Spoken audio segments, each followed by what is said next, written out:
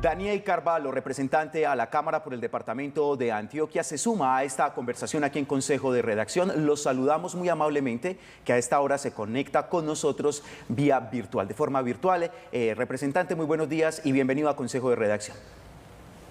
Muy buenos días a todos los antioqueños. Un saludo aquí desde el frío capitalino.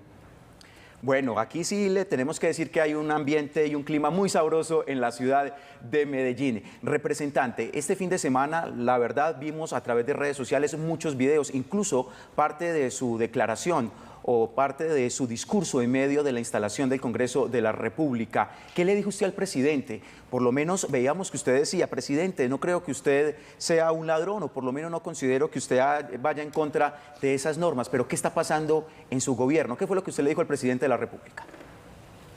Sí, mira, pues le expresé al presidente un mensaje de preocupación por la situación actual del país en varios frentes, como la seguridad, pero también de desilusión, porque ya pues a mitad de mandato y vemos que el presidente y su gobierno pues siguen cometiendo los mismos errores, están inmersos en un montón de escándalos de corrupción, la ejecución es mala y lo peor de todo es que sus formas a la hora de abordar el debate democrático siguen siendo sumamente incorrectas. Ataca a los medios de comunicación, ataca a los congresistas que no estamos de acuerdo con algo, y así como lo hace el presidente, lo hacen los ministros, lo hacen los congresistas petristas y lo hacen los fanáticos petristas. Entonces nos tienen en una situación, digamos, de polarización extrema, donde todo aquel que no esté 100% de acuerdo con Petro, entonces según ellos es un fascista y un paramilitar.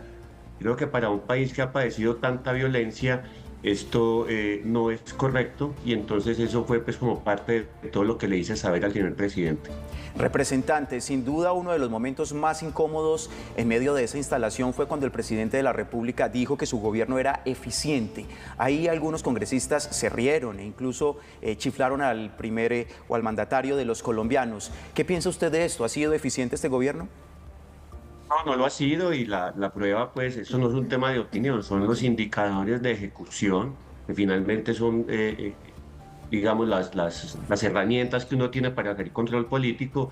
Nos muestra que es un gobierno sumamente ineficiente en la ejecución del presupuesto, y además, pues a la eficiencia se le suma el tema de transparencia, que tampoco está brillando en temas de transparencia. Entonces, por eso, pues, la gente se le rió en la cara al presidente porque dijo algo que se sale completamente de la realidad.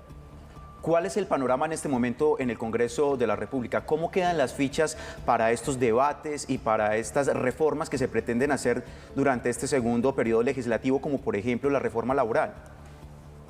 Yo pienso que el gobierno nacional logró tener dos mesas directivas en Senado y en Cámara que le son favorables.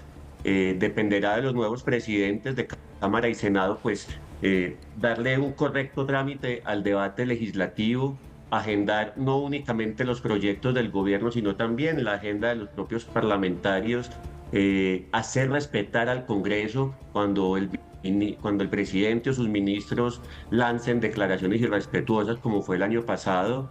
Y finalmente, pues yo creo que los presidentes de ambas cámaras tienen que ser los principales garantes de la separación de poderes, tienen que hacer respetar al Congreso de la República, independiente de sus agendas políticas y de su ideología.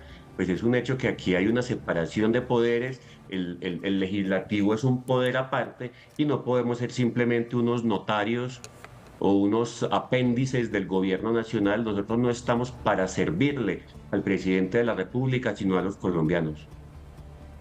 Representante, una de las frases que hoy es titular en diferentes medios de comunicación pronunciada por usted dice así: ha hecho todo para devolverle el poder a la derecha que tanto combatió. ¿Qué opina usted al respecto? Pues sí, infortunadamente nos demoramos mucho en Colombia para tener la oportunidad de tener un gobierno alternativo, progresista, como lo queramos llamar, y era una oportunidad que había que aprovechar, y había que aprovechar desde un verdadero cambio en las formas de hacer política, y esto no se está viendo. Tenemos los mismos casos de corrupción, los mismos ataques a la prensa, la misma ineficiencia en la ejecución del recurso público. Y entonces cuando el país no va bien, cuando estas fuerzas de cambio se comportan igual que las fuerzas tradicionales, lo que va a terminar pasando es un fortalecimiento nuevamente de la derecha, de una derecha tal vez aún más radical y menos democrática. Y lo que está logrando el presidente Petro es empoderar a esa derecha. Por eso le dije que, pues, era una ironía que el gobernante de izquierda termine entregándole el poder a la derecha. Representante, ¿qué ambiente le ve usted en el Congreso de la República a acoger esta propuesta del fast track del primer mandatario de los colombianos? A ver, a mí no me gusta, ¿cierto? No creo que se necesite un fast track, sobre todo no para implementar los acuerdos de paz. Para eso ya hay todo un esquema normativo suficiente que se ha elaborado durante años. Ha faltado, sí, voluntad y eficiencia por parte del gobierno nacional a la hora de implementar el acuerdo de paz. Lo han dicho los propios firmantes del acuerdo, no es cosa mía. Entonces yo no estoy de acuerdo. Ahora, pues teniendo en cuenta cómo sucedieron las cosas para elegir al nuevo presidente de la Cámara, uno podría pensar que el gobierno tiene unas mayorías aún, tiene capacidad de incidir en el Congreso y podría sacar adelante ese fast track. Vamos a ver cómo se dan las cosas, pero aclaro de antemano que yo no estaré de acuerdo con eso. ¿Usted cree, representante, que estos discursos de la oposición sirven para algo, que el presidente toma nota de esas fuertes declaraciones de Miguel Uribe, de Miguel Polo Polo, de la suya? A ver, en primer lugar, pues quisiera separar lo que fueron las declaraciones del senador Uribe y del representante Polo Polo de las mías. Yo no caigo en esas formas irrespetuosas. Yo creo que nosotros tenemos que hacerle, como líderes políticos, tenemos que hacerle al país el favor de cambiar la forma en que nos dirigimos a nuestros contradictores. Entonces me distancio pues de la forma en que lo hicieron ellos. No creo que el gobierno nacional tome nota, es decir, lo que dijimos allá ya se sabe, de alguna manera lo hemos dicho en redes sociales, en diferentes debates. No creo que el presidente se siente a decir, uy, Carvalho me dijo esto, voy a cambiar.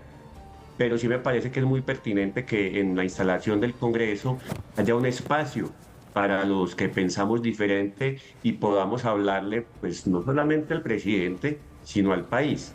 Yo creo que el discurso de la oposición, o en mi caso de los independientes, es una ganancia que nos deja el estatuto de la oposición y tenemos que seguirla aprovechando. Ya le corresponderá al señor presidente saber si quiere dar un timonazo y dejar un buen camino labrado de cara al futuro en los 2 años que le quedan, o si va a seguir cometiendo los mismos errores y, como le dije, está decidido a entregarle el país a la derecha. Representante, la última pregunta tiene que ver con el panorama en el Congreso. Vemos que el nuevo presidente del Senado de la República es conservador. Hablamos del presidente de la Cámara de Representantes, que es del Partido Verde. ¿Cómo queda la ruta, la hoja de trabajo, pensando en esos proyectos estratégicos para una región como es el departamento de Antioquia?